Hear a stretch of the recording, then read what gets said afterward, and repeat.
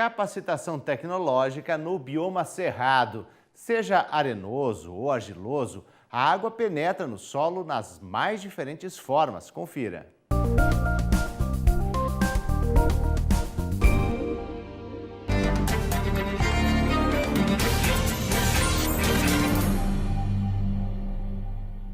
Olá, eu sou Renato Dedesec, sou colaborador do projeto Biomas e gostaríamos de falar hoje sobre as características físico-hídricas dos principais solos do bioma cerrado.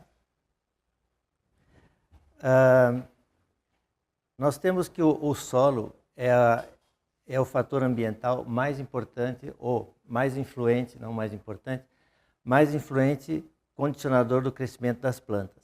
Ele também é o fator ambiental mais facilmente modificado. Pelo esse fato de ser facilmente modificado, ele também é muito facilmente degradado. Como já foi mostrado num outro anteriormente, nessa mesma situação de solo arenoso e solo argiloso, nós temos a permeabilidade saturada muito maior num solo arenoso do que num solo argiloso. Como você pode ver aqui numa magnitude de 200 a 300, de 2 a 3 milímetros por hora, e aqui na parte num solo argiloso você tem aí 0,1 no máximo, né?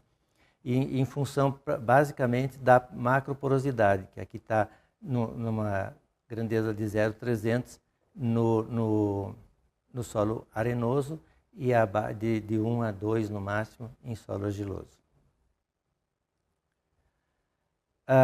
Uma outra forma de avaliar a estrutura do solo é a resistência do solo à penetração, que é usado um penetrógrafo. Esse penetrógrafo pretende simular a ação das raízes no crescimento, no desenvolvimento delas dentro do solo. Isso depende muito da umidade, da textura, e normalmente se tem que a maioria das plantas consegue penetrar no solo, as raízes das plantas conseguem penetrar no solo com até 3 MPa de resistência do solo. Esta resistência pode ser natural, como foi visto nos solos dos coesos, dos latossolos coesos do Espírito Santo, dos tabuleiros do Espírito Santo, que é uma condição de coesão natural, ou construída pelo uso, por exemplo, nas colheitas florestais, pelas máquinas que são muito pesadas e compactam a superfície do solo e alguma profundidade maior, e também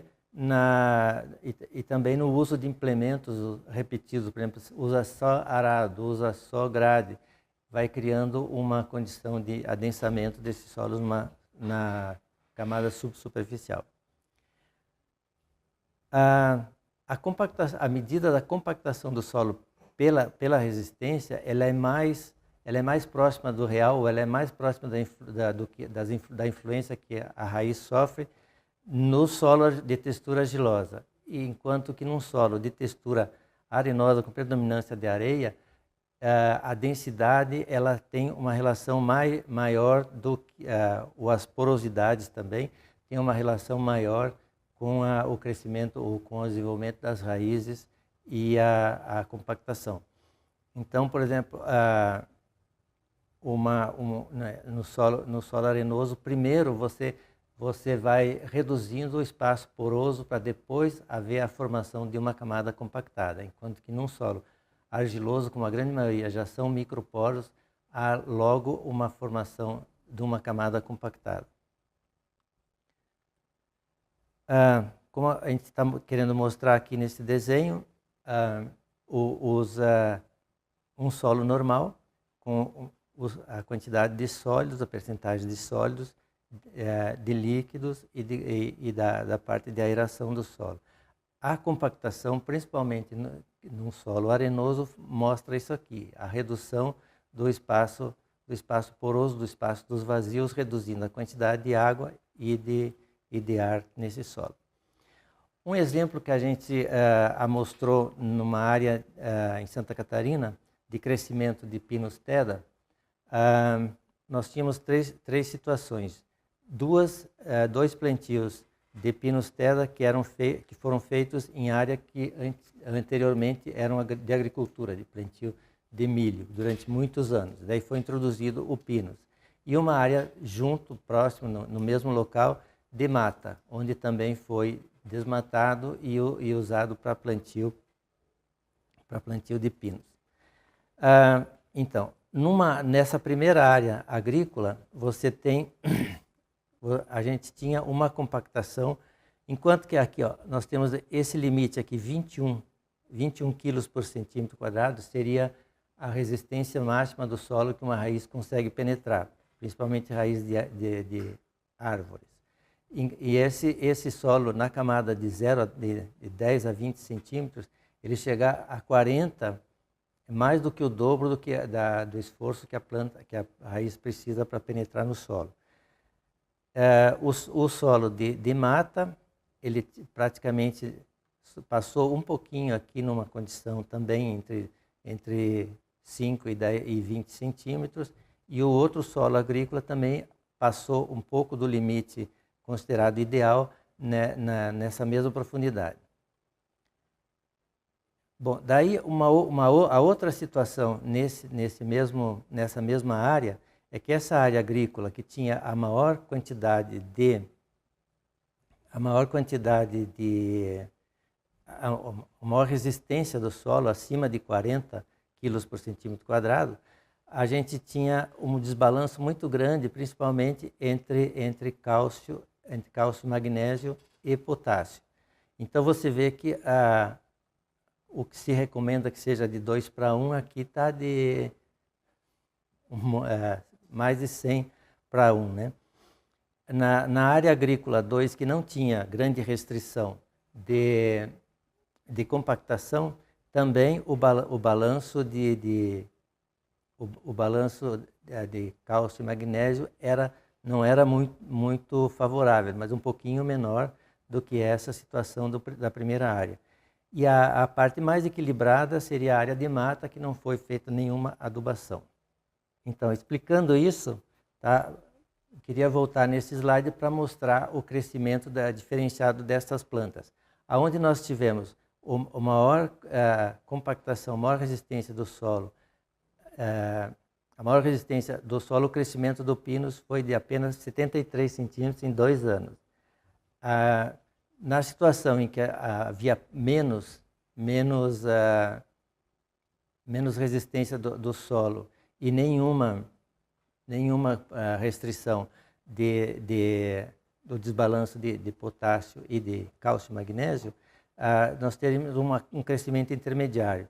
E quando você tinha uma situação sem ou quase nada de compactação e uma grande quantidade de nutrientes no solo, a gente teve então mais do que o dobro do crescimento do pinus com a mesma idade, né? Aqui na mata, principalmente, o crescimento foi restrito por conta principalmente da falta de nutrientes, né?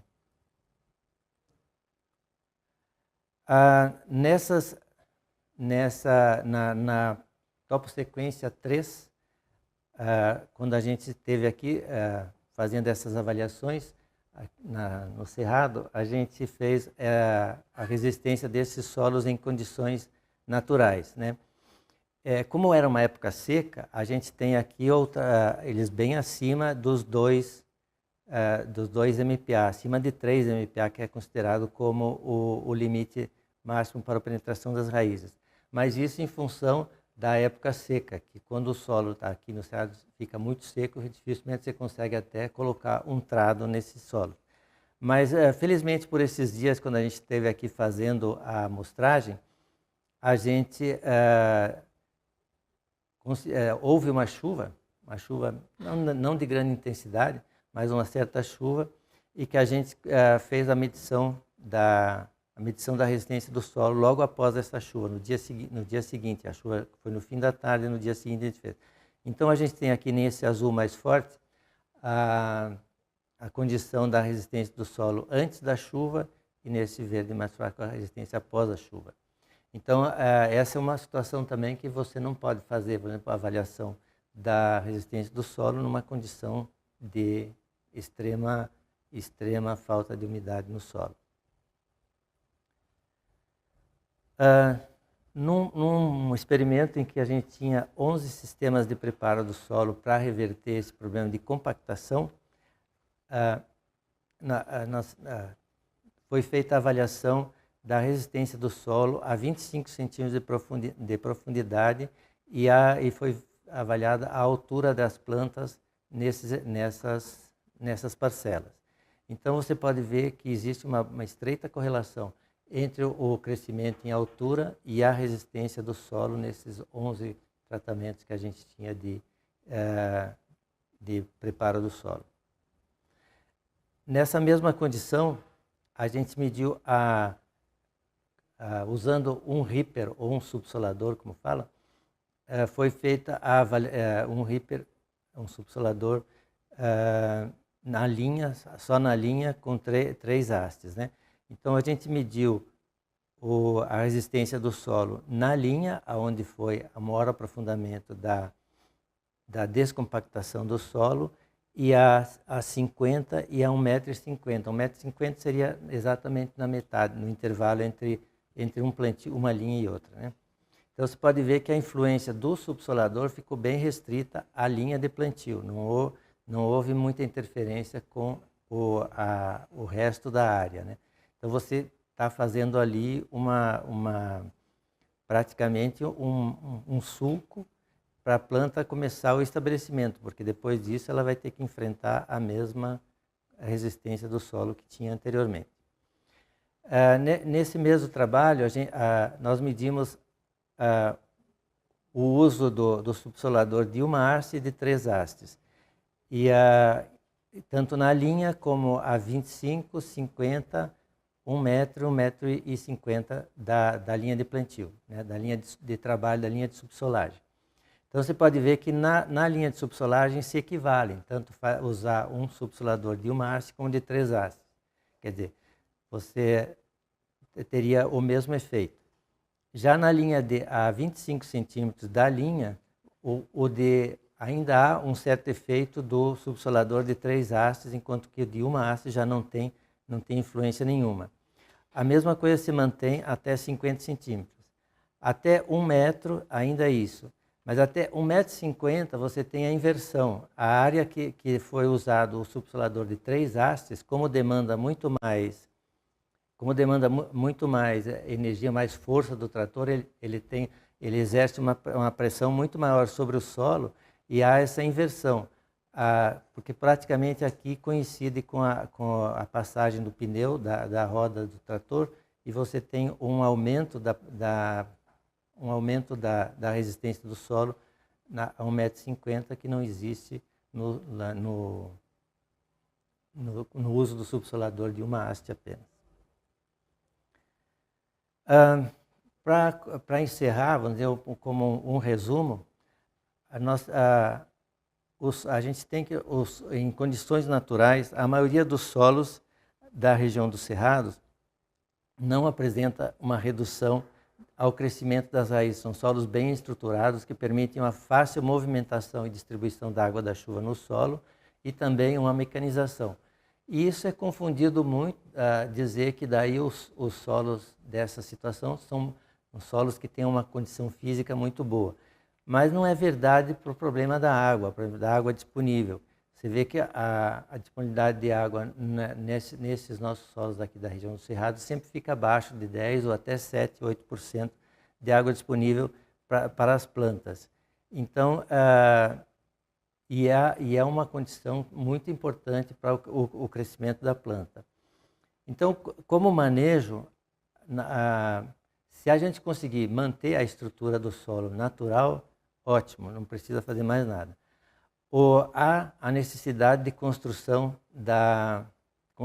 química da fertilidade do solo, devido à muito baixa fertilidade natural dos solos dos cerrados. Então, existe essa necessidade desse trabalho. Para suprir o problema da disponibilidade de água no solo, a única recomendação, a única forma de fazer isso seria com o aumento da quantidade de matéria orgânica, do teor de matéria orgânica no solo, através de de uso de outras plantas, de adubação orgânica, alguma forma assim para melhorar a retenção de água disponível para a planta. E a maioria dos solos também, a gente observa que são resistentes à erosão, principalmente os solos solos mais argilosos, solos acima de 50% de argila. Dificilmente você vê grandes vossorocas ou marcas de erosão nesses tipos de solos, né? O que não é bastante verdade para os solos mais arenosos, claro. Mas normalmente você tem que, ao redor de 78%, 80% das perdas de solo por erosão nessa região, eles são em função da chuva, do impacto da chuva sobre o solo. Então, uma cobertura do solo uma boa cobertura do solo, como foi falado de um solo com bastante pastagem, uma pastagem bem em boas condições de crescimento, você tem uma boa resistência desse solo à erosão, porque além da pastagem dar uma massa, uma cobertura muito grande do solo, da superfície do solo, ele também ajuda no escorrimento superficial do solo, reduzindo a velocidade da água na superfície. Então, uma boa cobertura do solo ajuda esses solos que naturalmente são bastante resistentes à erosão. Por hoje era isso. Muito obrigado.